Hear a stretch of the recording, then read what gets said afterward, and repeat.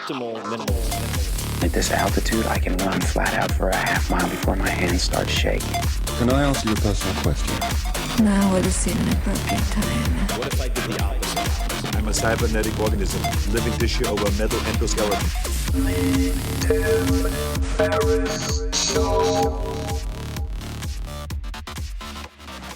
This episode is brought to you by AG1, the daily foundational nutritional supplement that supports whole body health. I do get asked a lot what I would take if I could only take one supplement. And the true answer is invariably AG1. It simply covers a ton of bases. I usually drink it in the mornings and frequently take their travel packs with me on the road. So what is AG1? AG1 is a science-driven formulation of vitamins, probiotics, and whole food sourced nutrients. In a single scoop, AG1 gives you support for the brain, gut, and immune system. So take ownership of your health and try AG1 today. You will get a free 1-year supply of vitamin D and 5 free AG1 travel packs with your first subscription purchase. So learn more, check it out. Go to drinkag1.com/Tim. That's drinkag1, the number 1, drinkag1.com/Tim. Last time, drinkag1.com/Tim. Check it out. Hello, my fine feathered friends. This is Tim Ferriss, and welcome to another episode of The Tim Ferriss Show, where it is my job each episode to deconstruct world-class performers and tease out the routines, habits, daily rituals, breakfasts, favorite books, whatever it might be that you can emulate, test in your own life. This episode is a role reversal and a very hilarious one at that. Jamie Foxx is back on the show. This is a round 2 where he interviewed me for his radio show, and we simultaneously recorded for the podcast. It was great fun. We recorded in his studio at his home in Los Angeles. For those of you who didn't hear the first appearance of Jamie on the podcast, it was voted 2015 Podcast of the Year last year with Product Hunt and others. The title was Jamie Foxx on Workout Routines, Success Habits, and Untold Hollywood Stories. You can check that out at 4hourworkweek.com/Jamie. And for those interested, the second place runner-up for Podcast of the Year was also from the Tim Ferriss Show, and that was Naval Ravikant. If you haven't heard of him, you got to learn all about him. And that is 4hourworkweek.com/Naval, Naval.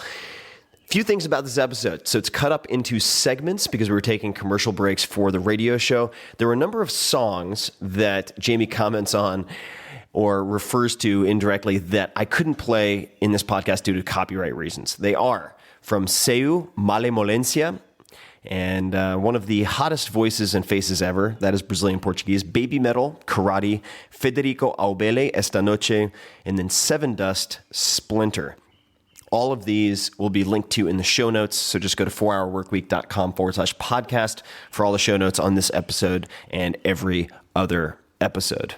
And there are going to be a couple of stories in here for very long-term listeners that you've probably heard some variation of before because people ask me about some of my backstory, etc. There are definitely things you have not heard before, including Jamie's exploration of past lives, and it goes in many different directions, but I think you'll enjoy it, and at the very least, listen to the first few minutes because Jamie is the consummate performer, which is, of course, what you would expect from someone who is an Academy Award-winning actor, Grammy Award-winning musician, and a famous stand-up and improv comedian. He has all the tools in the toolkit. And you can say hi to Jamie on Twitter at @IamJamieFoxx, 2 X's.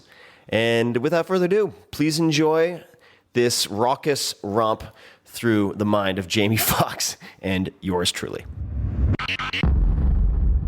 If I told you that Oprah Winfrey is now a white man, if I told you that Oprah Winfrey has now become Caucasian, what would you say? I got a chance to meet this man. This man literally changed my life. My young friend Ricardo, who speaks 7 languages, he's a heartthrob. He explained to me about who this guy was, says, you need to do this guy's podcast. And I was like, really? Because I'm ancient when it came to the internet, when it came to these things, social media. I was so far behind, and Ricardo would always say, you got to shake off the dust. You know, it's like my parents when they were trying to figure out a microwave. And he brought this guy into my house, and we did this incredible interview. And literally, it was like I had a record out when I left. It was like I had a movie out when I left. I was getting stopped by people of all walks of life and said, Jamie, I don't necessarily like your shit, but what you did on this man's show moved me. Joe Rogan, who I'm known from the comedy world, Ricardo sends me a clip of Joe Rogan talking about this man. I'm talking about now 70 million downloads. Am I right? 70 million. Some of you guys don't even have 65 likes. And you're constantly posting. You need to get it together. Maybe you need his 4-hour plan. I'm talking about none other. The Oprah Winfrey of the internet. Ladies and gentlemen, turn the music up. Tim Ferriss is in the building. Tim, how you doing, baby? I'm doing fantastic. So thanks again for having me. Hey, man. I love this studio. There's good, hey, listen, man. Good vibes in this studio. It's great vibes, man. Listen, all I can say is that I cannot say enough of who you are. I was in New York.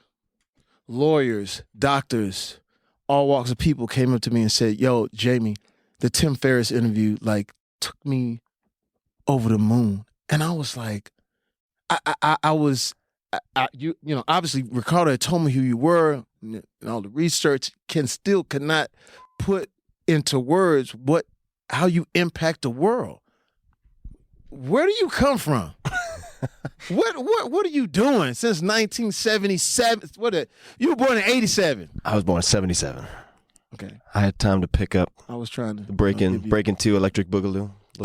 Little cardboard on Long Island. Now the song we just played is one of Tim's top 5 songs. What was the name of that song? That is Malemolencia by a singer named Seiyu from Brazil. Wow, and you know what? You made the Foxhole work too, because I asked him for his 5 songs and he didn't give me no iTunes shit. He said get in those crates, and luckily we have a Cuban who's putting things together. And before Trump gets in office, we got a few. Anyway. We got a few minutes. We'll talk about all that later on. We're here with Tim Ferriss. Tim, where do you come from, man? And how?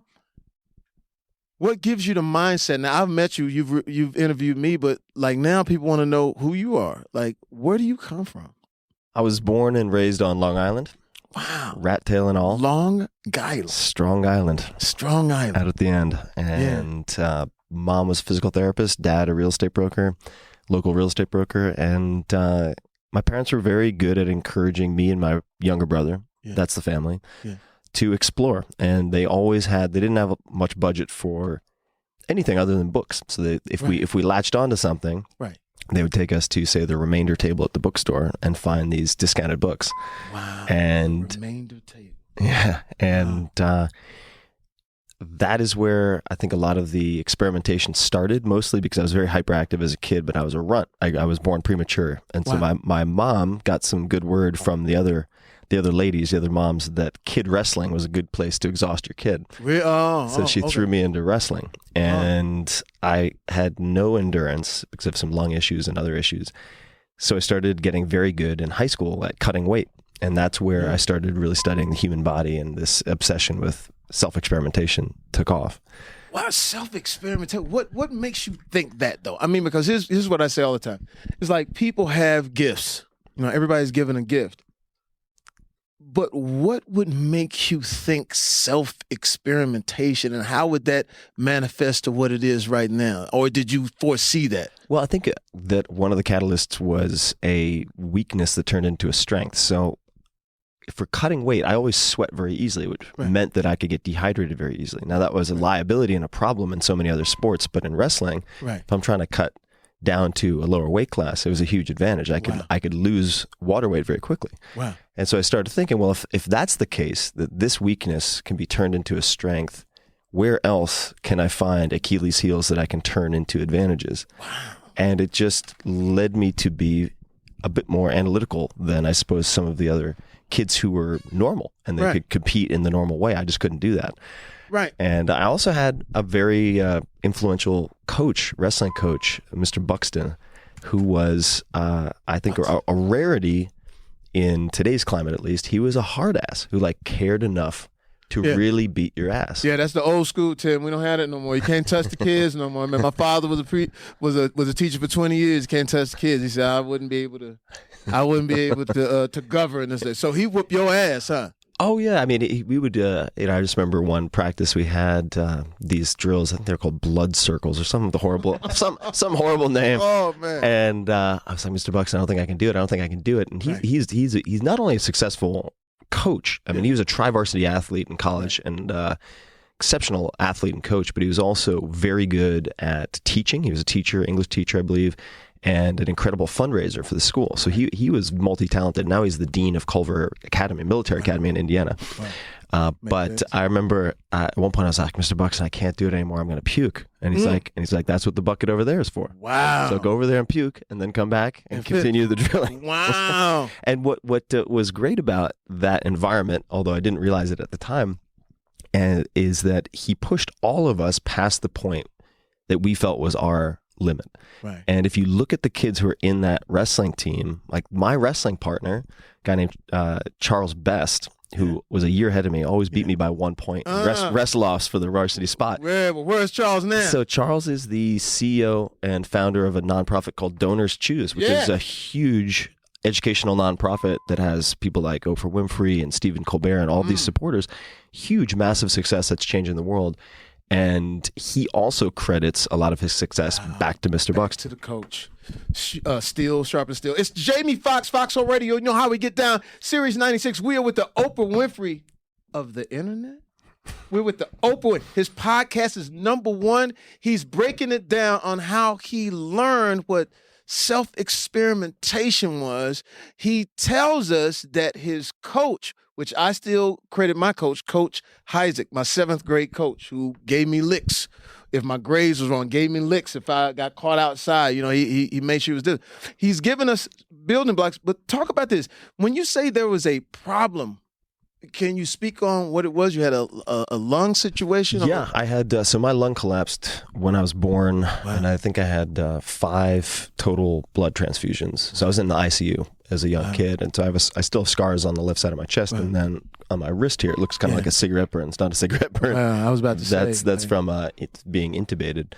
And so even to this day, I'm very, very sensitive to heat, and have a lot of issues with even heat stroke on a few occasions where I've had to be hospitalized. And my brain just doesn't function. It turns off. It has a set point where these things called heat shock proteins and whatnot get triggered at a relatively low temperature compared to other folks. Right. So you gotta stay cool. I have to stay cool. Yeah. Gotta stay cool. Gotta stay cool. Gotta stay cool. Yeah. Yeah. It almost sounds like a superhero. It's like It's like, do you remember Unbreakable? Yeah. It's almost like, wow, you take these things. It's like he's a superhero. He's able to give you 4-hour plan, but don't let him.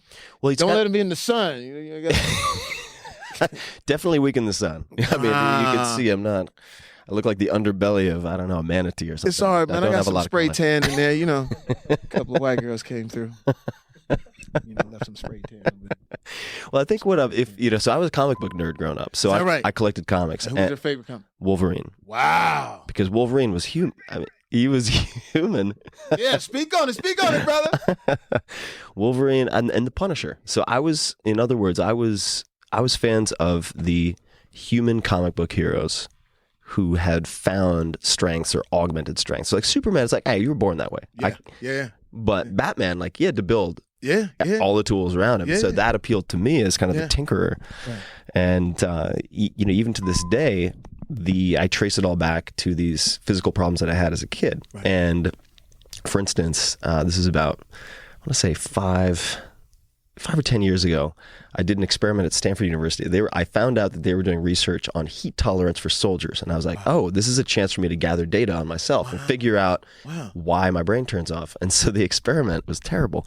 What they had us do is I'd have to put an esophageal probe down my nose. So this is a piece of plastic that's about 2 feet long. You put it through your nostril, down your throat to your heart level to measure your core body temperature. And then you tape it so it doesn't get lost. Wow. And then you take another one and you stick it up the other end. Because what does that mean? You stick it up your ass.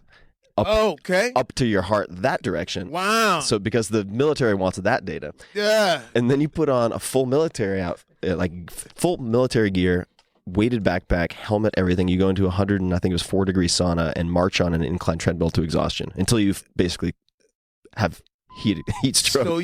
So you have something up your ass and up your nose and down your nose. Throat. This is going all out. No wonder you know your shit to be able, literally. Oh yeah. And you did this. I did, and what they were testing was a glove that you stuck your hand into this glove, and it would create a vacuum around your wrist, and then circulate cold water around a metal cylinder that you grabbed. And the theory was you could use that to rapidly cool your body temperature. So they wanted to develop it for soldiers. Right. And it was being tested at the time by some very, very good boxers, some very, very good athletes. So that was all it took for me to volunteer to do it. I only did about 4 sessions. I was like, after the 4th session, I was like, 4 times of it going up. All right, yeah, I think I've had enough of this. Yeah.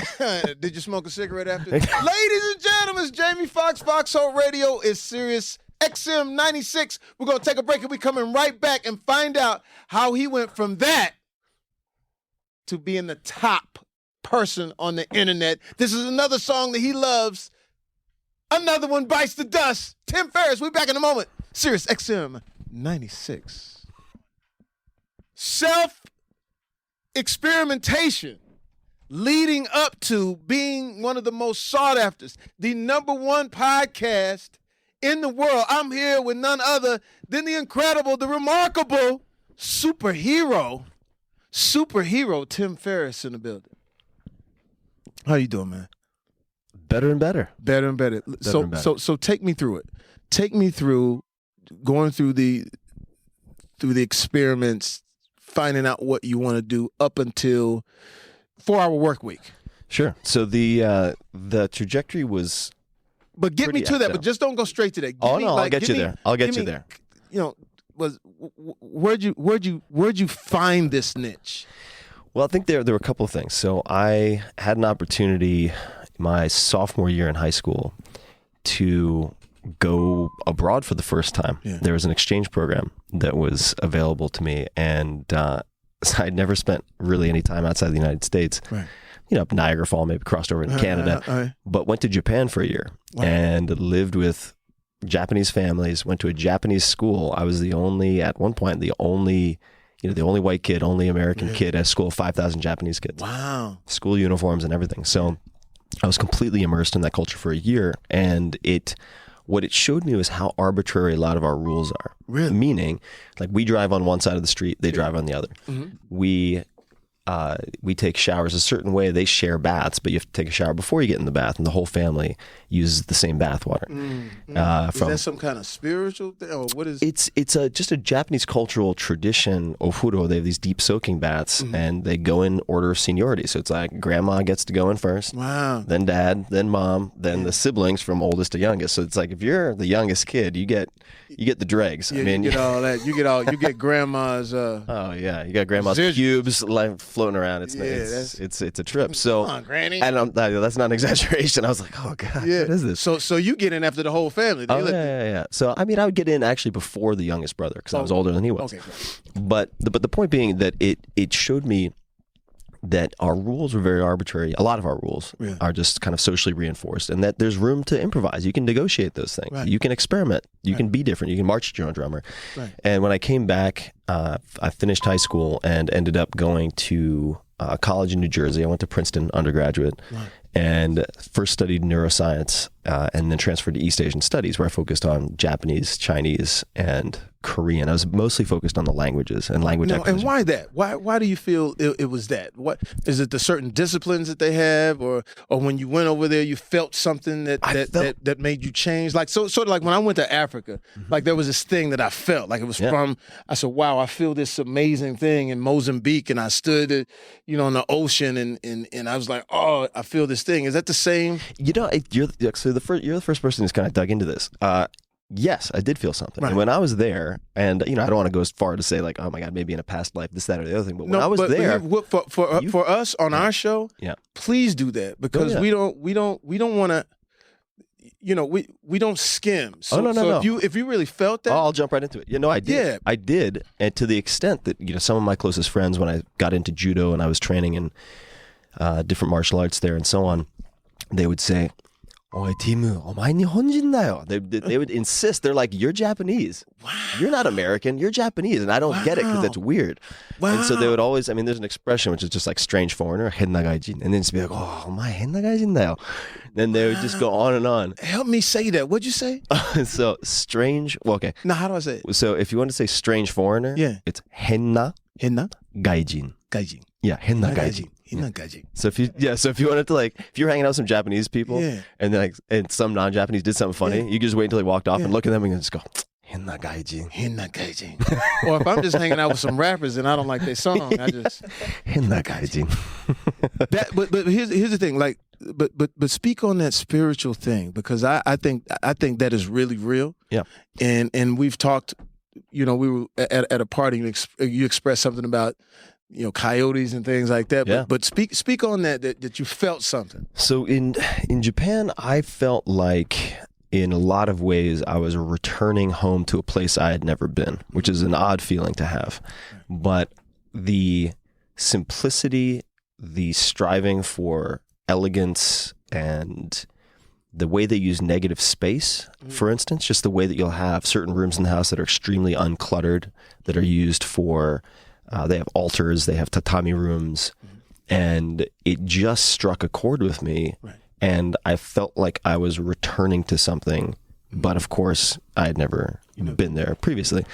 And quite frankly, a lot of the strict rules that they socially enforce. So you have, for instance, in the judo club, you have, and this can go wrong, right? I'm not saying all of it's good, but no. you have senpai, which are like the upperclassmen, and then you have kohai, which are like the lowerclassmen. Yeah. And it's very hierarchical. It's like you do what the senpai tell you to do.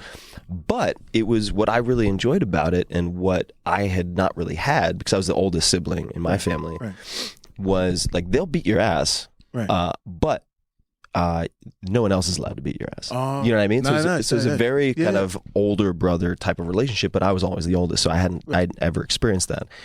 And I found just like tremendous comfort in that in a large, to a large extent. And it was an easy to understand culture also. I think in the US right now, people are prone not to say what they mean, and I'll come back to that in a second. Okay. And there's so much political correctness, and wow, I want to get into that. Yeah, I want to get into that as a comedian. I want to get into that as a comedian. And everybody's concerned with upsetting everyone else's feelings, whereas in Japan, once you get past what they call tatemae, so tatemae is like what you put forward to other people, and then honne is what you really feel. Right. And only if you speak Japanese, people are like, "Oh my God, Japanese people, they never say what they mean." I'm like, that's bullshit. You just don't speak Japanese. Like, if you speak the language, they'll let you in. They're constantly saying, and then the shoes you got on. Yeah. And it's, I just found it a very refreshing culture in the sense that there were rules that had worked for them for thousands of years, and not all positive things came from them, but it did feel oddly familiar to me.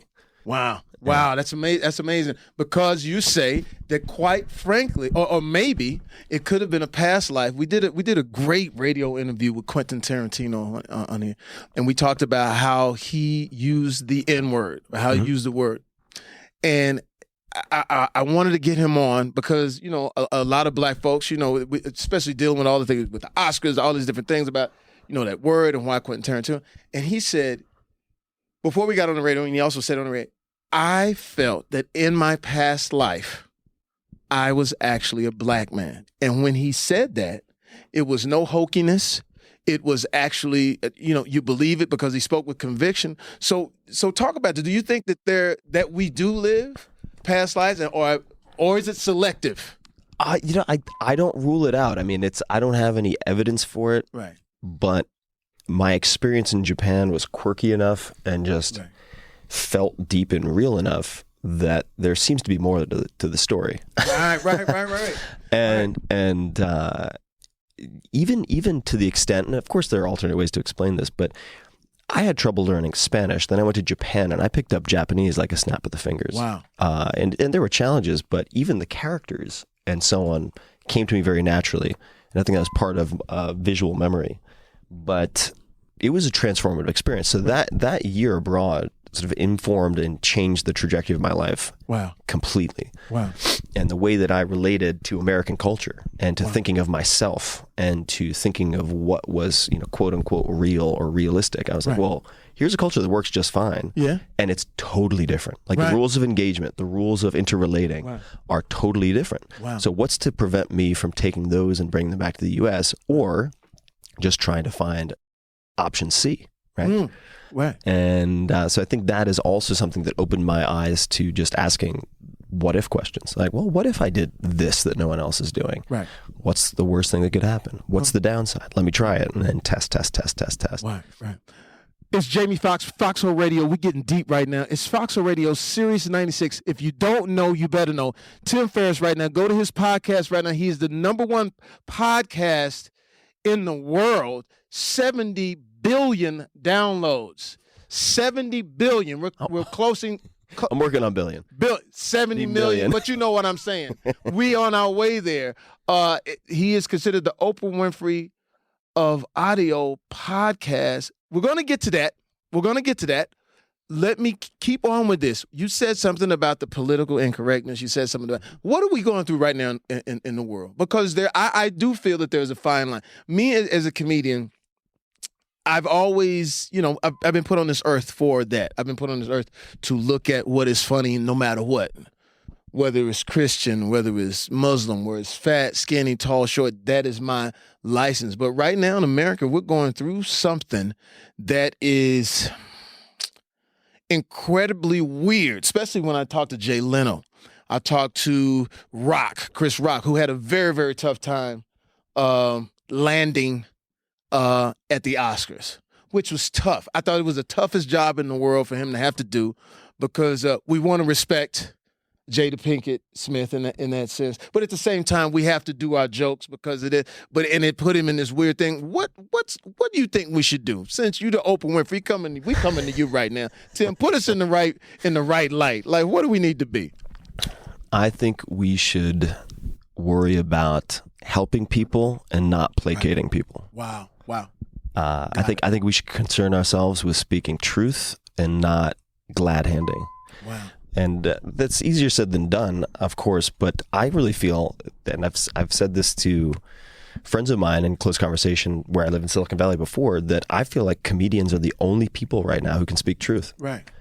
And it's just like the court jester back in the day. It was like the court jester could speak truth to the king. Anyone else to have their head lopped off. Yeah. And that person had license. And my feeling is, hopefully we can expand that, and we need to expand that, because I've noticed among some of my most intelligent, most incisive, most influential friends, they've just opted out of the conversation because they're afraid of getting chased by the lynch mob, so to speak, for saying anything that is truth. And that's a dangerous trend. That's a very dangerous trend. And I'll just mention one more thing, which is there's a book that a lot of people read in high school called Fahrenheit 451. And these firemen run around and they burn books. Wow. And if you ask anyone who's read the book but hasn't read it in like 20 years, what do you remember of how that came to be in the book? They'd say, oh, there's this totalitarian government.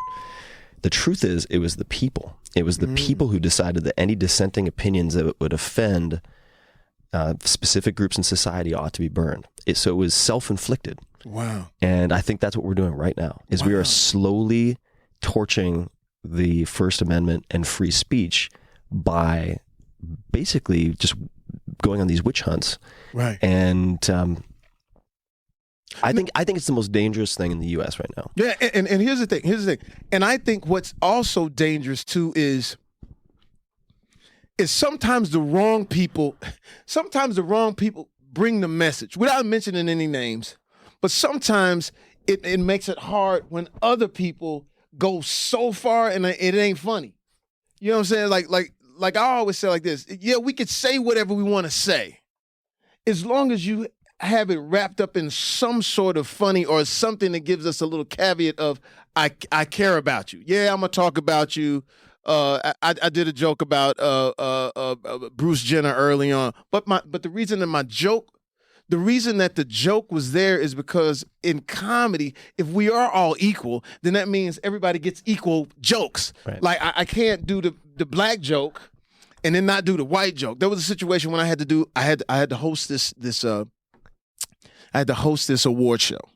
And they went through and they looked at all of our jokes, and all the jokes that were for African Americans, they were like, "Oh man, that is hilarious." But then the ones that weren't for African Americans, which was some of the white people who were talking, they had a hard time with it. And I was like, listen. I said, we have to do it all across the board, straight, gay, black, white. We have to give everybody an opportunity to get in. And they were so nervous about me doing these. But when we went out and did them, even the people that we were talking about came up and said, "Oh man, we loved it," because it felt like they were part of the party. And it was sort of like, I said, you got to trust the comedian that, it's going to hurt a little bit. And I asked this, and I'll ask you this question. When do you laugh at a joke your hardest? When? When it's the most uncomfortable? When it's not about you. Yeah. Ah, okay, there we go. When you laugh, "Oh man, them Japanese do be doing that." "Yeah, man, the Mexicans do be doing that." They say black people, "Hey man, why are you going at us like that?" It's just sort of.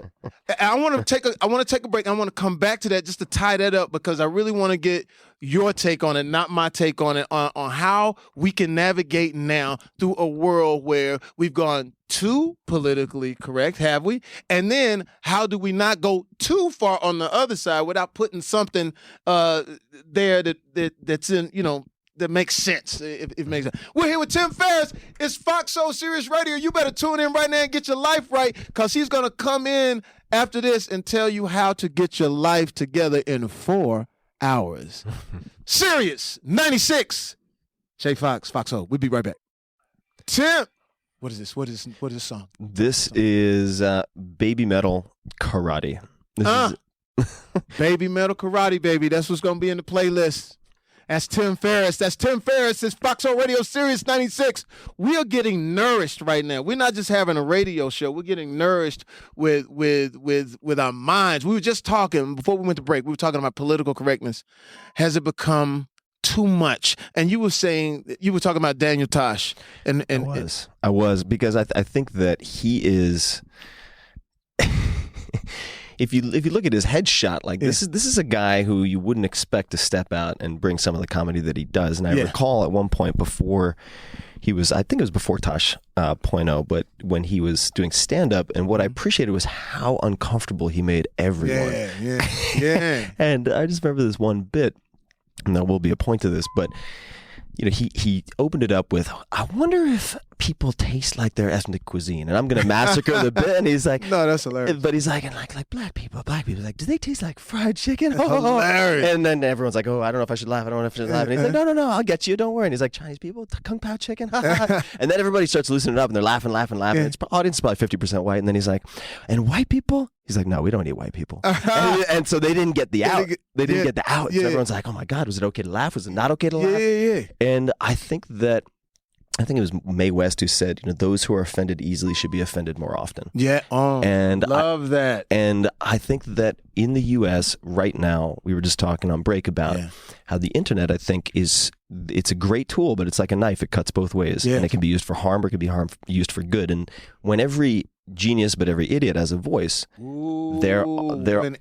you a genius or an idiot? Yeah.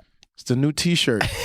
And everyone has a voice, right. But I think in that environment, what we've seen is that you can sacrifice, unfortunately, some people who could really contribute to society if they slip up and say one stupid thing, which we all say, but they'll get lynched, not by their peers necessarily, but people who aren't in a position and shouldn't be in a position to judge them. And so what I would say is that we have a term, social justice warrior, that's used for people who are just on the internet constantly saying, "You can't say that."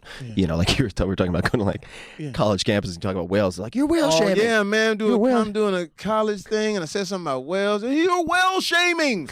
We couldn't do a joke on one of the things about sharks because some singer said she's doing the shark campaign to save the sharks, and they shut us down. We couldn't tell shark jokes. That's unbelievable.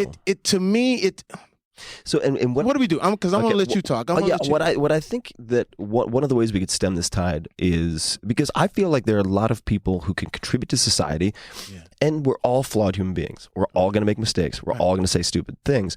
That shouldn't remove your ability to contribute to society, right? Right. Even if, let's just say let's say somebody does say something racist or sexist or fill in the blank.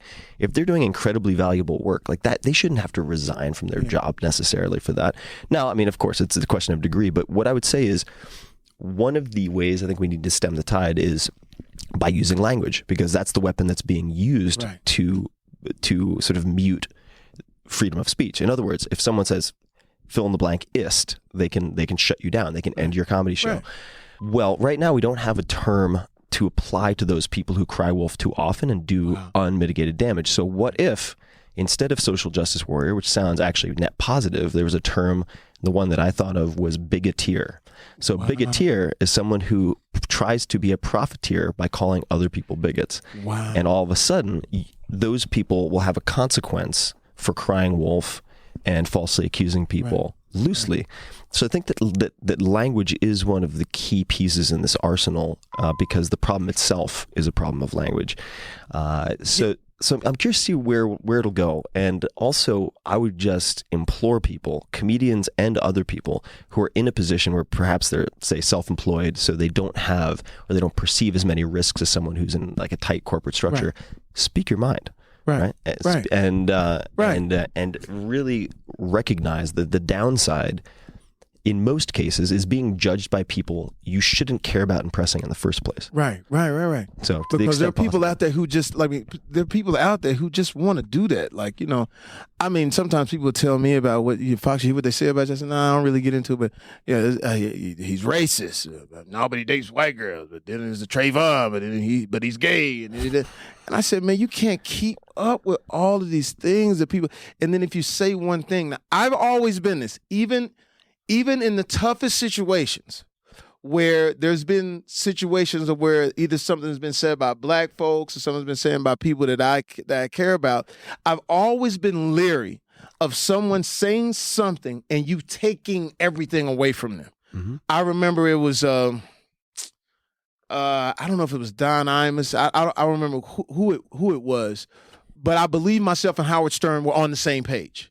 We were on the same. First of all, huge Howard Stern fan, like huge fan of his. Howard Stern has made his living his whole life. I mean, you know, Don Rickles 2.0, if you would.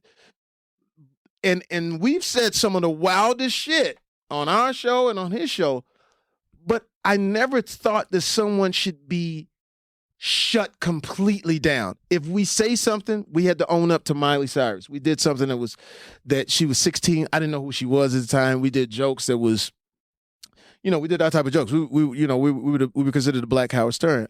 And once my daughter came to, Jay, why would you do that, Daddy, to Hannah Montana? And I was like, who is Hannah Montana? And we didn't know, but we did make a mistake. But what we did was we put ourselves on punishment. We went down for however many weeks, and then we came back. We made our apologies because we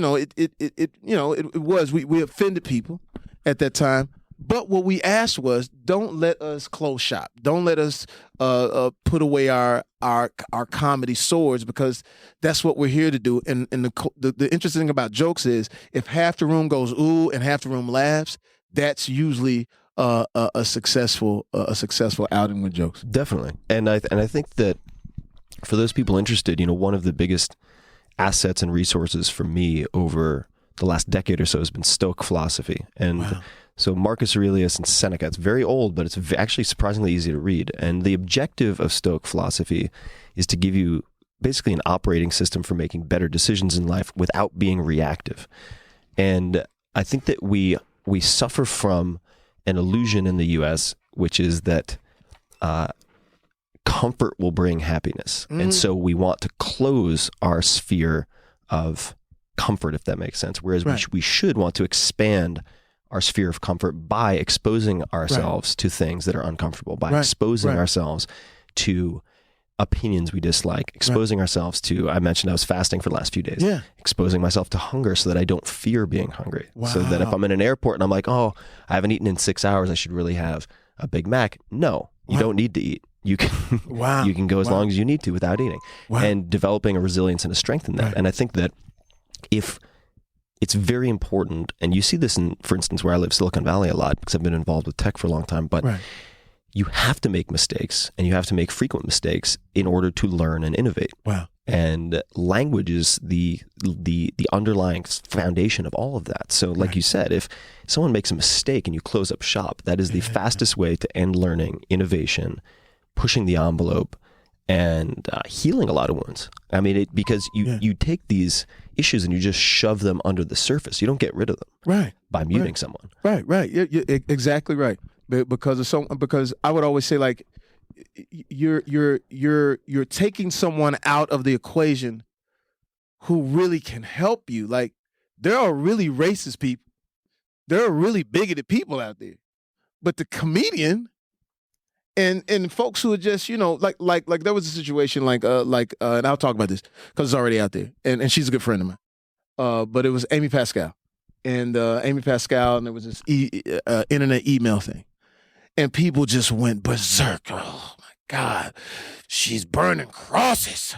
She got a white sheet in the back of her Mercedes, and I'm like, bro, look at the amount of movies that she's done that are African American. And Elijah's here; he could tell you, she was the only one doing African American film.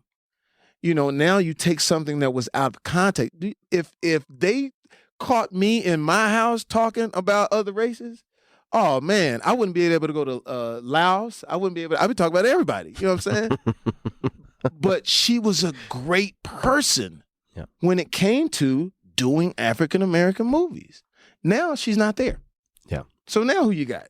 So I was like, be careful on slinging that type of rhetoric around too much, because a lot of people that are out there are gonna, like I said, you're gonna make a mistake every once in a while. But like I said, you shouldn't throw them overboard. It's Foxx Radio Sirius 96. We're here with Tim Ferriss. He's giving us the tools when I tell you that Oprah Winfrey is now a white man and he's on the internet. His name is Tim Ferriss. 70 trillion downloads on his podcast. And I'm going to read what it says so people don't be like, oh, Jamie Foxx was saying Oprah Winfrey's dating a white man. No, what I'm saying is how Tim Ferriss became the Oprah of audio. How did you get into this? Let's get into it now. Tech world. You said the tech world. How does one get into that? So I moved to the Bay Area. So I moved to the San Francisco area after college, and just in time for everything to implode. So I moved there in 99. Right. I was the second to lowest paid, aside from the secretary at this startup company. They made a mistake. They sent out an Excel spreadsheet, and one of the tabs was everybody's compensation. That was a big mistake. It made everybody upset. But in any case, that company imploded, and I found myself on the West Coast, and I was surrounded by tech. So I was in the middle of the switchboard. And so I decided to become involved, because I'd built some companies prior to that, in advising and investing in startups. And the way I looked at it, and I think this is a helpful way to look at a lot of things, is originally, as context, I had fantasized about going to Stanford Business School. There's a whole host of reasons, but I'd always felt like I was kind of intended to go to Stanford because it was a beautiful campus, the palm trees. Didn't go. And I was like, I need to go there for business school. Right. And I applied twice. I went through the process, and I didn't go because it was too theoretical. And what I ended up deciding was, okay, I'm going to take the money that I would have had to pay for business school, and I'm going to put it into investing in startups. And that's going to be my MBA. So I'm going to, over 2 years, the same space of time, I'm going to invest small checks in these startups. And my assumption is I'm going to lose all the money. So I shouldn't use money that I can't afford to lose. Right. So over that period of time, I was looking at it as education. So it's like, what can I invest in where I will learn a lot? Right? What kind of startup can I invest in where I'll have the opportunity to interact with people who will average me up? Right. One piece of advice I was given when I was in my teens that I found probably the most useful of any was, you're the average of the 5 people you associate with most. So I was like, all right, how can I use these small bets to associate with higher and higher caliber of person? And I did that over the span of 2 years. And I didn't lose all the money. A couple of them worked. And so I've ended up investing in Twitter, Facebook, Uber, and many others. So that was the beginning of my relationship in tech and helping some of these startup founders in very particular ways. The audio came about in the podcast because I was burned out on books. Really? Yeah, I was totally burned out on books. I have this terrible habit of writing long books. So they're 400 to 700 pages long. And I was This so is your first book. my first book was 420 pages. That was a 4-hour work week. That came out in 2007. Nobody expected it to do anything. It had an initial print run of 12,000 copies, and it hit the New York Times list, largely thanks to early adoption by tech folks, and it stayed there for more than 4 years unbroken. And nobody expected that to happen. So I remember my editor called me at the time, Heather, and I remember I got the call and she goes, I was exhausted because I was doing some like radio junket, some satellite radio tour. You know these things. You like sit there with like a pitcher of coffee and you do 30 radio interviews. And I just finished and I was so exhausted. And she called and she goes, "Hey there, Mr. New York Times bestselling author." And I was like, "What?" And she goes, "You hit the list." And I was like, "Heather, don't fuck with me. Not right now, please. Right? I can't do it." She's like, "No, you hit the list." And it was just so unexpected and so surreal. How'd you feel, man? I leaned back against the wall. I was in a room by myself because everybody had left. It was like 6 p.m. on the East Coast, and just kind of slid down the wall and just like sat there. And I didn't know what to think. The young kid with the collapsed lung. Yeah. I was the young kid whose body temperature gets heated up and whose brain shuts down. And all of a sudden you got a bestseller. Yeah, it was. I was literally blank. Like I couldn't even conceive of it being real. Right. It's kind of like waking up from a dream, and you're like, "Oh no, that was just a dream." Yeah. So it took me a long time to even begin to conceive of how process how that would affect my life. But it opened the door to writing more. So I'd never planned on being a writer. In fact, I decided after college I didn't want to write because I found it so painful. And so I think like many people, maybe that certainly people I know, they create things because they're scratching their own itch. Like they have to create it or it'll drive them crazy. And so writing was like that for me. Right. And but the audio came about because I did 3 books and I just found myself burned out. Right. I felt like I'd been using the same part of my brain. Talk about the 3 books. So we have 4-hour work week, which was really a collection of experiments. So for our listeners right now that's listening, Foxx on Radio, Sirius 96, get into what 4-hour work week is. So the 4-hour work week is a book that focuses on my studies of different entrepreneurs and case studies of my own, different experiments, looking at how you can 10x your hourly output. Right. And once you control that currency known as time, you can do all sorts of interesting things like travel. So it talks about low-cost travel. It talks about geo-arbitrage, where you might say outsource things to a different country, and very interesting ways to design ideal lifestyles. Right. So that was the first book. Right. And that's it's been out for almost 10 years now, and it's still usually top 200 on Amazon. The next book, The 4-Hour Body, came back to my roots, the wrestling roots, basically, and it looked at physical performance. Right. So I did experiments in every possible way, whether it was maximal strength, sprinting, NFL combine training, holding my breath with David Blaine, sleep, sex, you name it. Sleep, sex. Go back to that part. So sleep, I studied people, friends of mine, who'd been able to get by for years on 2 to 2.5 hours of sleep a day by splitting their sleep up into something called polyphasic sleep, including Matt Mullenweg. Ricardo knows of Matt Mullenweg, who runs a $1 billion company. Wow. And that was sex. We looked at a bunch of different aspects. So for the men, let's take a few minutes on that. Let's talk about the sex. It's not that I'm really concerned about it. I just want to get your take on things right now. Go ahead. So we talked about things related to sort of male sexual health and performance, such as improving testosterone, improving sperm count, and so on. And then there were at least 2 chapters, but 2 chapters that probably they did get a lot of attention, which were on they were on female. All the guys peaked up like, how I need to do it now? What's going on? 2 chapters on everything related to female orgasm. Wow. And what was funny about that chapter is that I didn't realize it was right in the middle of the book. There are all these vagina diagrams. Right. And so the book got yanked out of Costco because there are all these moms who are like, "Oh, just open up," and it would just flip right open to all these vaginas, and their kids would just be like, "What are these, mommy?" And they're like, "Oh, they're butterflies." Yeah, it was just chaotic. So the book got yanked out of Costco. Oh man, that is it. Now what? Now our listeners are all over the planet. But what about a female orgasm? What's in this? What's the key? Yeah, what's the key? Well, the key is the key is the key is to start with. So about 50% of women in the U.S., last I checked, are inorgasmic. They've not experienced an orgasm. And that can have a lot of reasons, have a lot of explanations, whether it's religious upbringing, being the oldest sister is very common as a pattern, and there are others certainly.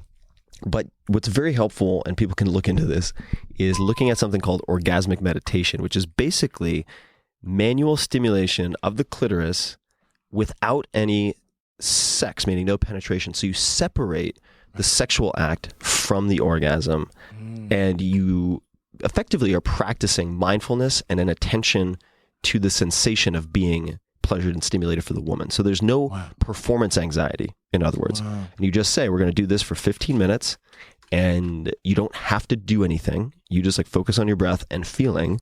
Yeah. And there's no sex. You don't have to do anything for me. You don't have to perform. Wow. And by removing all of those pressures and all of those expectations with practice, and sometimes it's the first session, these women who have never experienced orgasms experience orgasms. And then there's the technical piece, right? So if you look, if we want to get into it, so if you're looking sort of directly at the clitoris, about 1 o'clock on that clitoris, top upper right quadrant is where most women will be most sensitive. Boy, Tim is and a pimp right now. And light contact, which means like 4 kind of pages of paper deep. That's it.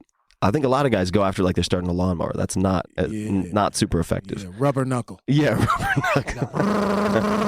Right. What are you trying to do, my guy? Yeah, exactly. Yeah. So light. So it was a black girl. So those are some of the things that are in that chapter. That is amazing. That is amazing. And you know what? To be honest, that can help a lot of relationships. You know, it has. I know that helps a lot of relationships. It's directly saved marriages. Wow, that's amazing. And I got a letter from someone, a Hollywood director, pretty well-known guy who was able to finally get pregnant with, well, he didn't get pregnant, but his wife got pregnant with a few of the things from the 4-Hour Body. Very simple stuff. Man, it's Foxx Radio. Let Tim Ferriss get you pregnant. It's Sirius 96. We're going to take a break. We're coming right back. 1 o'clock, ladies. We out. Yes. Amp Radio, this is Jamie Foxx. We're back with Tim Ferriss. That's 7 Dust. 7 Dust. Now, all of you guys out there listening right now, trying to figure this out, I'm with Tim Ferriss. He is considered now the Oprah of audio podcasts. You can get your life right. Now, and what's amazing, listening to that song right now, which is one of his top 5 songs, tell them who that is. Well, that is Splinter by 7 Dust, and I actually used that for a book trailer that I did for the 4-Hour Body. Wow. And people hear that, and they might not realize the characteristics of the lead singer. He is a black dude with long dreads from Atlanta. See, don't just homogenize. I mean, generalize. And their acoustic double-wide album is incredible. Wow. Fantastic. Amazing. We're going to get that. Yeah. We're going to get that. Listen, we talked about the books. We talked about 4-Hour Workday, 4-Hour Body. Talk about this, though. And I've always said this with Ricardo. You know, I'm late to the party when it comes to podcasts, when it comes to internet, when it comes to social media. I struggle with the whole idea of social media because it goes against a little bit what I do. You know, like being an artist, I didn't know. It's weird to see the world change. It's weird to see the world change where, you know, I worked so much on, well, there's Mystique. And then my daughter, oldest daughter, be like, Dad, you can stay hidden if you want to. They'll forget about you. I said, what you mean? You know, you drop the album, then you wait a couple of years, and she said, Dad, you better drop an album every 6 months or they forget about you. So Ricardo, you know, young, finger on the pulse of everything, huge fan of yours, comes to me and says, man, you have to meet this guy. He'll change your life. You did change my life. But let me ask you this. How did you master this? What is the ingredient or is it just a blessing? What is this? How do you become 70 million downloads? That means that is interaction. That's not somebody saying these people are following me. This is going down. And that's usually 2.5-hour interviews too. It's not like a 30-second video clip. That's amazing. It's a commitment. I think there are a few ingredients, and I'm sure there was a lot of luck and good timing involved, certainly. But there are a few things that I very deliberately keep in mind that I think have been helpful. Right. The first is, and you kind of alluded to this earlier, where you got a really strong joke when half the room laughs and half doesn't. Okay, so I never write. Let's just say, so my blog has let's just call it 2.5, 3 million readers, right? Which at one point was around the same subscriber base as the Wall Street Journal, I think. But regardless, and I write long pieces. They're not short. Right. And when I write a piece, and this is true of the audio too, I never write a piece that I hope all 2.5 or 3 million people will like. Why? I try to write a post that 10% will love. Mm. And then I assume every few months I will hit everybody, right? So it's like by the time I rotate through 6 or 10 articles, each person will get one that they're absolutely diehard in love with, and they will share that. And on another level, when I write, I try to produce evergreen content, or when I'm recording audios. So when we were doing our recording, which was 3 feet from where we're sitting on the couch, I was trying to ask questions that would provoke stories and answers and lessons learned that people could use 10 years from now. Right? So it's not just a 3-minute TV interview, nothing wrong with that, but asking you about the latest celebrity news, which is going to be irrelevant in 6 months. It was trying to search for the timeless and also trying to focus on really getting 10% to love something, even if the other 90% hate it. That's okay. And I remember at some point, I don't recall who said it, but there was a quote I read that had a huge impact on me, which was, "There's no sure path to success, but the sure path to failure is trying to please everyone." Wow, Elijah, Ashley, did you just hear that? And I'm talking to Elijah and Ashley, who are incredible writers themselves as far as the movie, and they just sold some things. So they're getting this nourishment as well. And there are also a few books that have had a very, very helpful impact on my thinking about this. One was a very short read. It's called The 22 Immutable Laws of Marketing. And what I like about it, get the old version, not the for the internet version. Like the old version where they're looking at like imported beer and airlines. That's the one that I like. And it just talks about, in other, or I should say in simple terms, how to create new categories as opposed to trying to dominate an existing category. Right. So it's easier and more effective to try to create a new category, which I often do through language. So for instance, with the 4-Hour Work Week, I wrote the book that I couldn't find. It was basically the book that I wanted to find.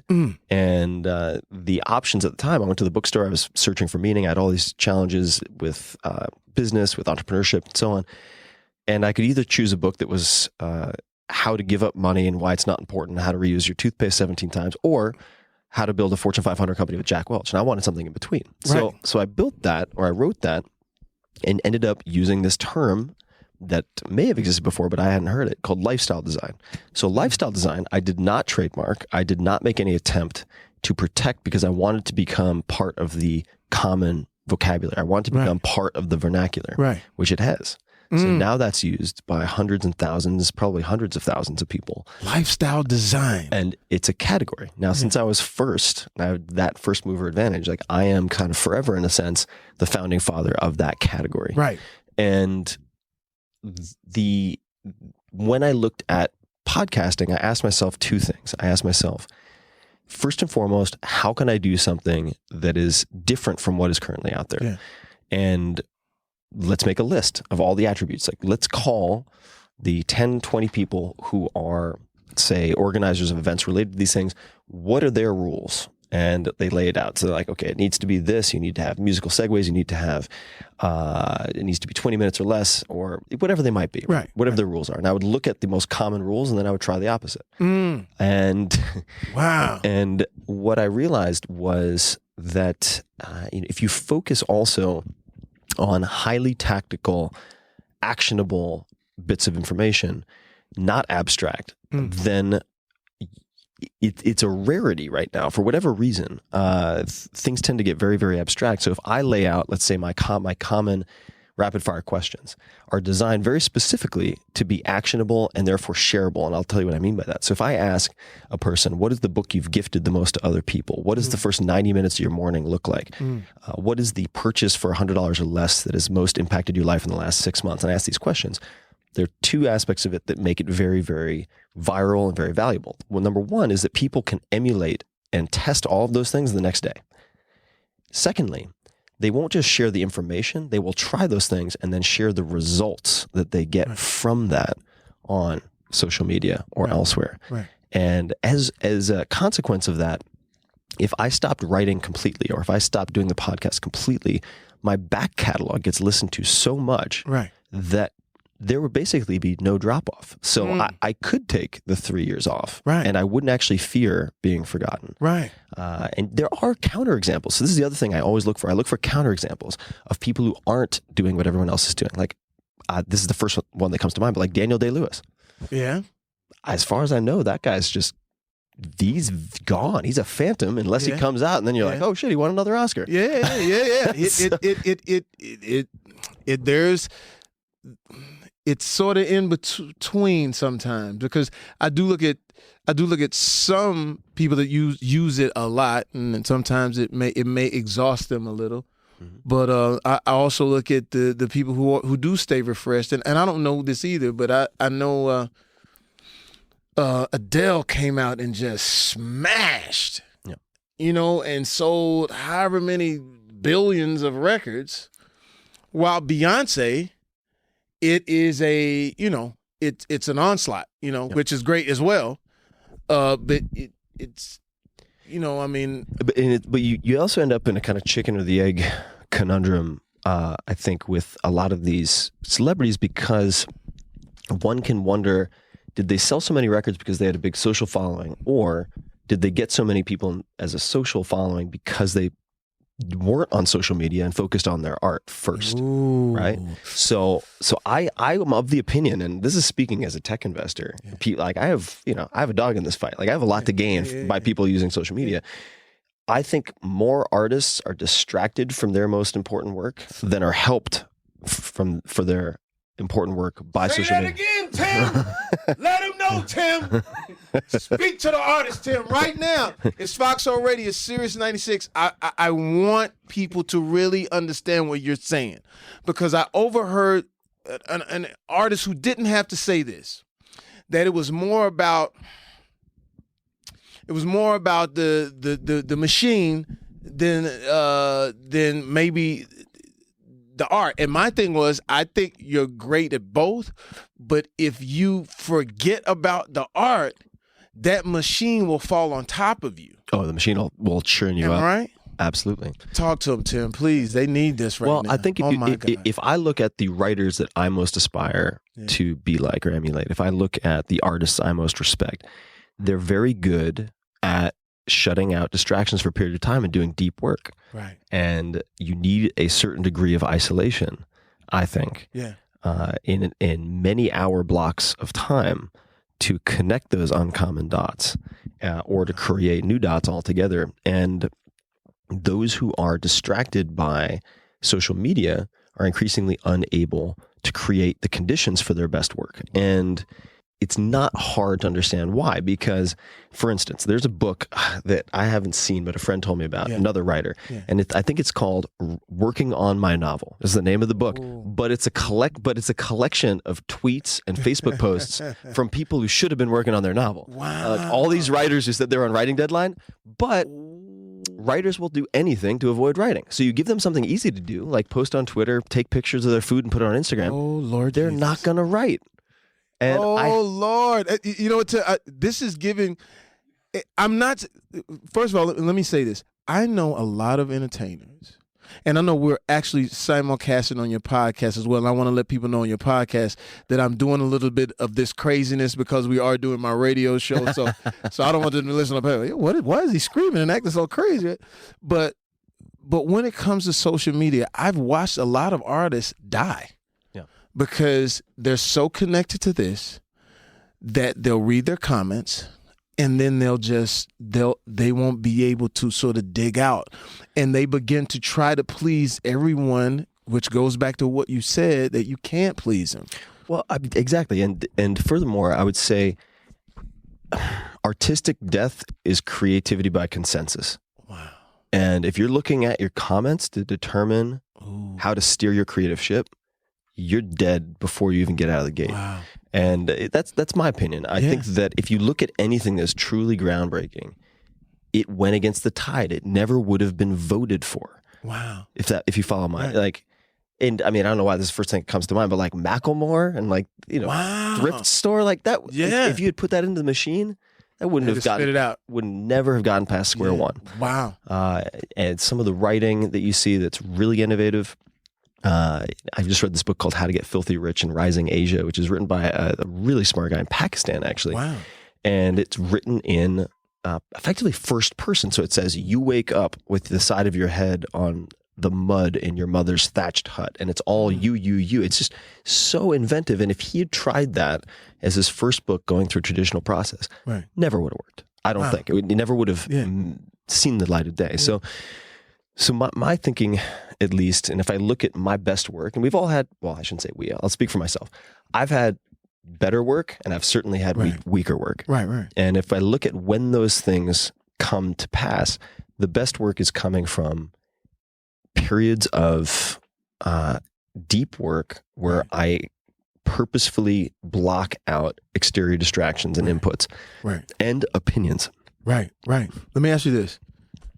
When I'm on the street and people come up to me, they talk about you in a almost,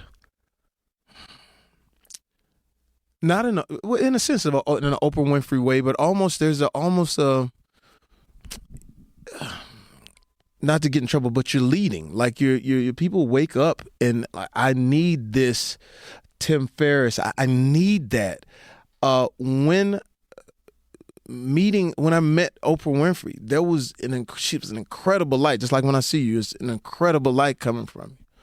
But also too, she felt there was an incredible responsibility, because there would be times where she would be exhausted from literally carrying the 70 million downloads, in a sense, metaphorical for her.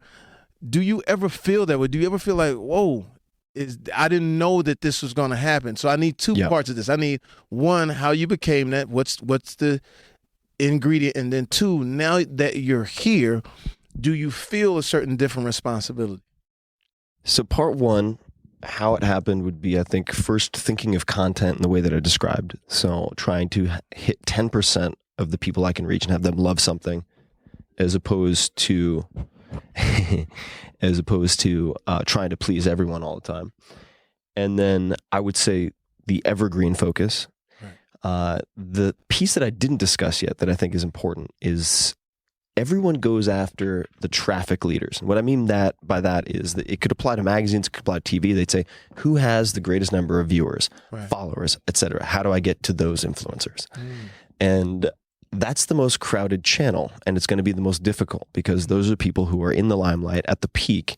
They're the hardest to contact. What I did in the very beginning, which I think led to the tipping point for the 4-Hour Workweek in part, is that I decided to go after the thought leaders that the traffic leaders paid attention to. Wow. So if you look at the people who, for instance, and this could be true on YouTube, it could be true on, at the time, this was 2007, so blogs. I was looking at blog roles and so on. I identified the thought leaders, people who were very, very smart, but weren't compulsive self-promoters. Wow. They didn't care about a large audience, but their audience was comprised of these people who had millions and tens of millions of readers.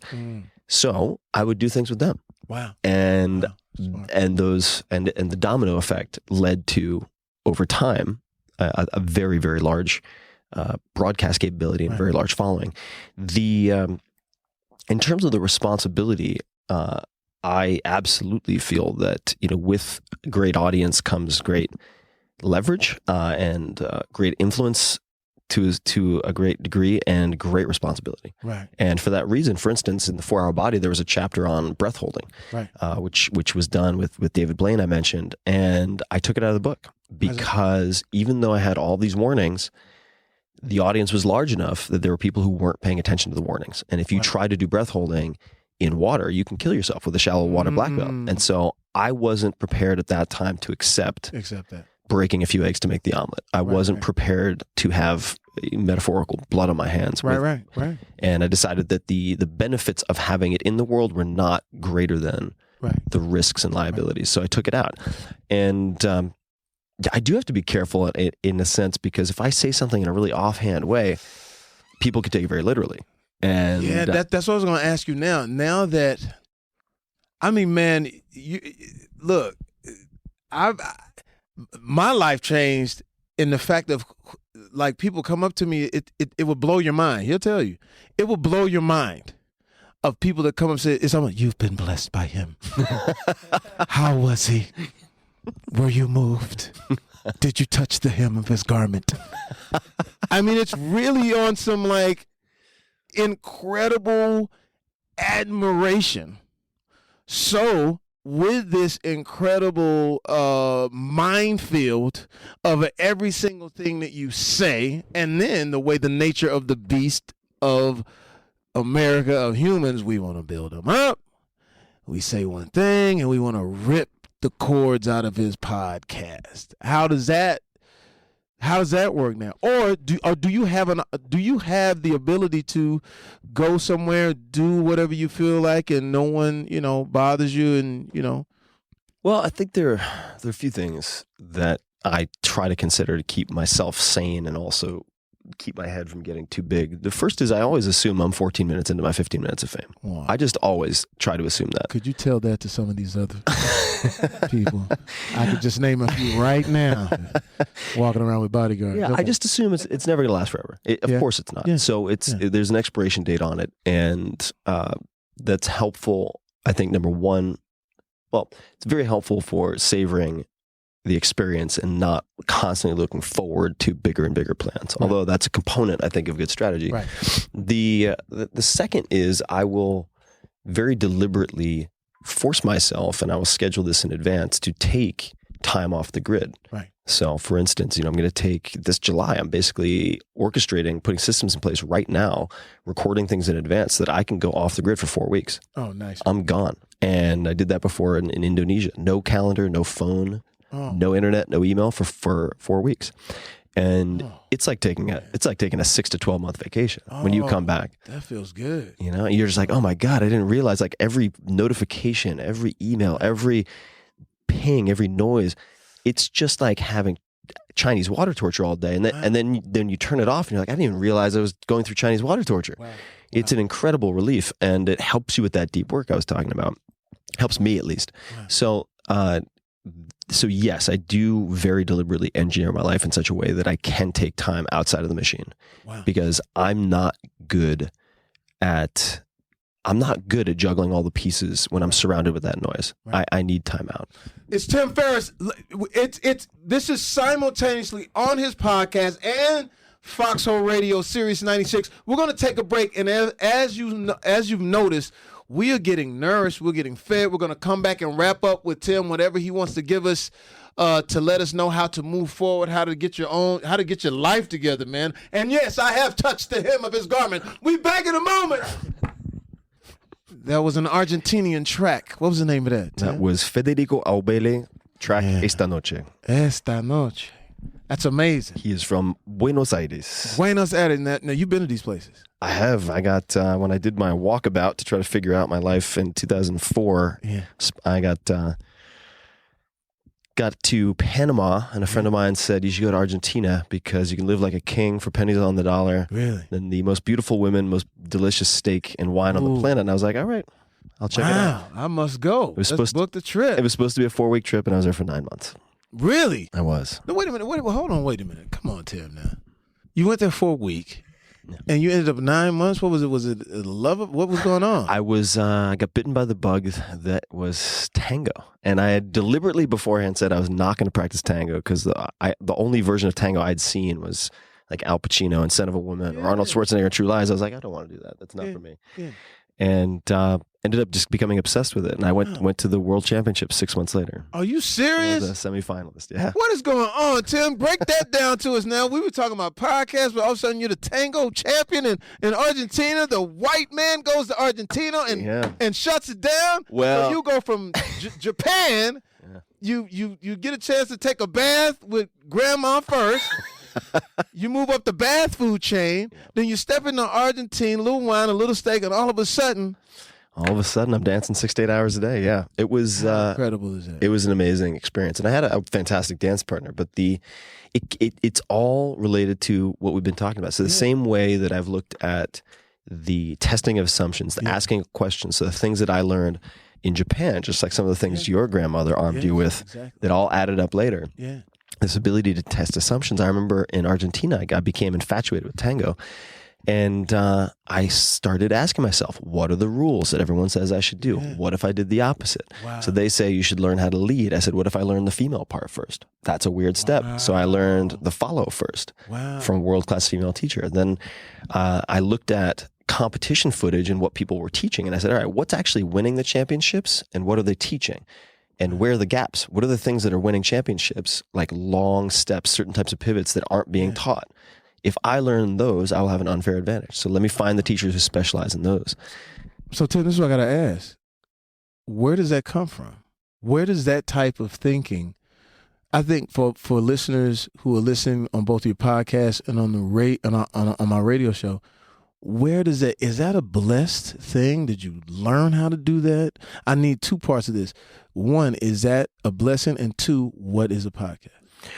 I think it's both something it is a blessing in the sense that I've always liked asking questions. Are you a spiritual person? Or is there any? I would consider myself, I mean, I grapple with that word a little bit. I'm not religious. I wouldn't consider myself religious, but I've had a lot of experiences in the last few years that would lead me to believe there's something out there. There's something out there. What do you think it is? That we haven't. Oh boy, Do you think we get to heaven and it's just like a gang of bathtubs that we could bathe in, and it is Argentinian women, and because I used to think that heaven was going to be like just my best looking girl, just in everything I see. Right. Like everything I saw was the epitome of what I thought beauty was, and then my favorite food, which was Sonic Burger. So I get to heaven, it's just Sonic Burger. Hot women and Sonic Burger. Just the woman I dig, and you'd be surprised. It's just like I'm just up there eating Sonic Burger, got my wings, got ketchup on and all kinds of crazy things. But what do you, for a person who says, I'm not necessarily spiritual, I get that, but there's a lot of things that one would say in looking at you is spiritual. When you see the following and what you do to a person's psyche, what you do to a person's heart and mind is a spiritual thing. So what do you think is out there? Without getting too deep. We don't have to get too deep. We could get into crazy town pretty quickly, but I've had some very profound experiences. I'll just go out there. So I've had some very unusual experiences, primarily related to use of psychedelics. Wow. That in group environments, with proper supervision, and this is part of the reason that I'm actually helping to finance studies at Johns Hopkins and most likely UCSF and a couple of research institutions looking at medical applications of these things, that have led me to believe that putting death aside and what happens after death, if anything, like maybe it's lights out and we're worm food, or maybe there's more. But I think right now there are potentially, there are a few things. We could be living in a virtual reality. I think there's a non-trivial chance, possibility that that's the case. And second is that maybe that's not a bad thing. Third, I think there are sort of parallel existences. And you might call them universes. The bizarro of it all. Exactly. So I do think that it's possible, and this will probably be explained by the scientific method or through experiments at some point. But right now, I can't explain a lot of what I've seen and experienced firsthand with some of these plant medicines. So that has called into question. I love how he calls it plant medicine. Plant medicine. It's called. Elijah has just experienced some plant medicines as he's walked in. You can tell the way he's. You tell the way he's chewing that gum. There was some plant medicines going on the 101. And then pretty soon he'll disappear in a few minutes and experience some more plant medicines and come back with a big smile on his face and the answers to it all. And I've always asked questions, but the writing and the meeting of mentors like Buxton has taught me how to ask better questions. And so I am constantly in search of better questions because people think they need the answers. They don't need the answers. You need the right questions. And the podcast for me, so the Tim Ferriss Show was an opportunity to take a break from writing and to get better at asking questions. Because if you think about what thinking is, it's a little meta, but thinking, if you reflect on your internal dialogue, is asking and answering questions in your own head. So if you get better at asking other people questions, you get better at asking yourself questions. And that improves everything. So the Tim Ferriss Show is really an opportunity for me to try to deconstruct world-class performers like yourself, like General Stanley McChrystal, like chess prodigy Josh Waitzkin, Laird Hamilton, undisputed king of big wave surfing, because I want to try to find the commonalities. What do these people have in common? So at least 80% of them have a daily meditation practice, for instance, just as one example. And what are the differences? Right. So if I find somebody who's a morning person, wakes up at 5 to write, and then I meet someone who writes from 2 a.m. to 5 a.m., I want to talk about that and why that's different. Right.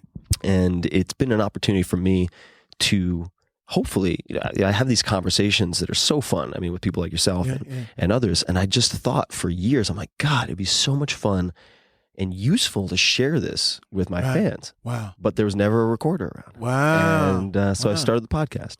And the side gig turned into more than a side gig. Man, when I tell you, it's amazing. So here's the question that everybody's asking now.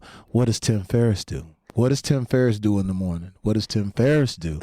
What does the guru, see, this is the thing, like the gurus and the people that have this, I call it the blessing. I call it the, because I'm a spiritual person, like my daughter tell you, she knows the books of the Bible and everything like that. But when you see someone who has that shine, that unexplicable way to be, you're saying something that anyone else could say, but the way you're saying it, the way you're delivering it, and it works. So what do you do? How or do you listen to all of these things and sort of enhance your own routine? What do you do when you wake up in the morning? You wake up and say, man, I'm Tim Ferriss, bad motherfucker. Sometimes I wake up, I just want to pull the sheets over my head and stay in bed. I think we all have those mornings. Of course. But generally, yes, I do borrow from everybody. Yeah. And my routine right now is I tend to wake up on the late side because I go to bed late. Yeah. So I wake up, let's just say 9 o'clock will be on the later side for me. But if I'm on deadline, I'll write until 5 in the morning. Wow. I'll wake up in the afternoon. Right now, I'll wake up, I will go upstairs, I will have supplements that are better absorbed on an empty stomach. I will then feed my dog, sit down, meditate for 20 minutes. Wow. So that's transcendental meditation, but I also could use Vipassana or anything else. There are many different ways to go about it. Then I will, at this moment, have a specific type of tea. I usually have pu erh tea, which is a Chinese tea, with turmeric and ginger, plus something called MCT oil, which helps your brain quite a bit because it gives you something you convert into ketones. Then I do acro yoga practice. So I have... What is that? So acro yoga is kind of like a Cirque du Soleil strength performance, typically with a man and a woman. It's actually very similar to tango, but it's gymnastics. So I'd be supporting a woman on my feet or one foot and my hands, and they'd be doing cartwheels and forward spins and headstands and shoulder stands and handstands on my hands. It's extremely fun and very good physical training. This is every day? I do it 3 times a week. So you spin a girl on your feet 3 times a week for an hour and a half at at a time. That's what I need to do. I need to go find me a little lightweight babe to just flip her up around. Yeah, you want to start with what they would call a tiny. That's a little one. Oh, this is amazing. And right now, for my radio people, Ricardo is showing me what this is. This is amazing. What is it called now? Acro yoga. So you guys out there listening, go to acroyoga.com.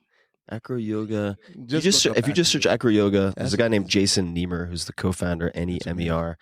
Now what does this do? But does that give you some sort of interaction with female energy, or is it? It does quite a few things for me. So what I realized for myself is that in a culture such as our own in the U.S., where we have very puritanical inclinations and baggage, there's not a lot of physical touch. It's very forbidden, and you have to be very, very careful about physical touch. But we are higher primates. We need physical contact. It is part of our hardwiring DNA. And acro yoga is a fantastic way to have sensual contact that is not necessarily sexual, if that makes sense. Right. And that gives you, I think, a charge and a therapy that is extremely valuable and hard to produce any other way. It's also very playful, and I think it's easy, for me at least, to take life too seriously or take myself too seriously. Right. And when you're doing acro yoga, half the time you're making mistakes and falling on each other and flipping over. It's just playful. It's like going back to the playground. And I think as adults, it's very easy to think that serious is, meaning being serious, not the radio, is the tone you have to carry to do big things. Whereas I think that if you're always serious, you will end up being too exhausted to complete the truly important work. Right. So you have to use play as a way to rest and reset. Now, do I use the girl I'm dating for this, or do I just go? You can do both. Could I tell my girl, hey, I gotta? I'm gonna be in the room flipping this girl upside down. I'll be out in about an hour. You could try that. Depends on the girlfriend. I'll go get this. But you are in the epicenter right here. The best acro yoga, or most of the best acro yoga instructors on the planet, are near Venice and Santa Monica. Wow. So you're right in the hotbed for this. Well, I'm gonna get into that. And then what else? And what else? How do you just like? You love to tango, you love to travel, but what makes you eager? Like, I can't wait for that day. What's that makes you? Because we got our jobs, we do what I think. You're leading the people, but what makes you go like, I look forward? I look forward to cheat day. So cheat day, it's the cheat day, and she's seen cheat day. So what's the cheat day? So cheat day. So I follow a diet that was in the 4-hour body. It's called the slow carb diet, and it's very manageable. You can go out to eat with people; they won't even notice you're on a restrictive diet, and it really helps with losing fat loss very quickly and building muscle. So there have been many cases. I mean, dozens now. People have lost 100, 150, 200 pounds, but it's also very effective for just staying lean. And the component that I think is most important, perhaps, or one of the more crucial, is the concept of cheat day. And that means you have 6 days of compliance, and then you have 1 day when you can do whatever you want. Oh, man. And I generally recommend that's a Saturday, and a lot of fans have nicknamed that Fatter Day. Fatter Day. And they'll send me photos of all the crap they're eating. I'm gonna do this. Oh, ice cream, pizza. I mean, like yesterday effectively was my cheat day. I was fasting for 2 days, and I was like, you know what? This doesn't feel right. And I was about sort of the clock struck midnight, and I was like, okay, it's cheat day. And I just demolished the entire hotel tray of goodies, and it was glorious. Man. Oh yeah, macadamia nuts covered in chocolate, gummy bears, candied ginger. And I didn't feel any guilt, because that's the purpose of cheat days. It's like the psychological release valve, so that you make yourself so sick. You're like, I cannot wait to get back to my lentils and beans and chicken, because I feel terrible. Wow. And then you can stick with it. And that's how people lose 100, 200 pounds. Well, that's fantastic. Last but not least, for our listeners, we've talked about so many different things. Long Island, lung collapse, heat stroke vulnerable, college, doing it your own way. Just give us a wrap up of and then I know it's sort of old school, but just it's sort of telling them, taking that person from where they are right now, because a lot of people, when they listen in, they got all kinds of people say, Fox, man, I was having a bad day. Just give them a little something, man. Just a little something from, to get them going. I would say that you do big things by starting with the small things. Right. And the way that I view my life, people ask me, like, what's your 5-year plan, 10-year plan? I don't have one. Wow. Because a reliable 5-10-year plan is going to be shooting below your capability. Wow. I mean, I think that if you build a really tremendous life for yourself, in retrospect, it's going to look very accidental in many respects. And to that end, I try to view my life as 2-week experiments. Right. And by doing that, I'm going to try X for 2 weeks. It's not a permanent decision. You can do anything for 2 weeks. Yeah. I'm going to try the slow carb diet for 2 weeks. I'm going to try fill in the blank, meditating for 2 weeks. Yeah. I'm going to try whatever it might be. And you start to develop a confidence in your ability to act and change your reality for you and your family, right, or those you care about. And people will often ask me, like, how do I get confidence? How do I get confidence? Because then I want to go out and do things. I'm like, no, you got it reversed. You have to do things small, a little bit bigger, medium-sized, and large to build that confidence. So like the only cure for lack of confidence is acting.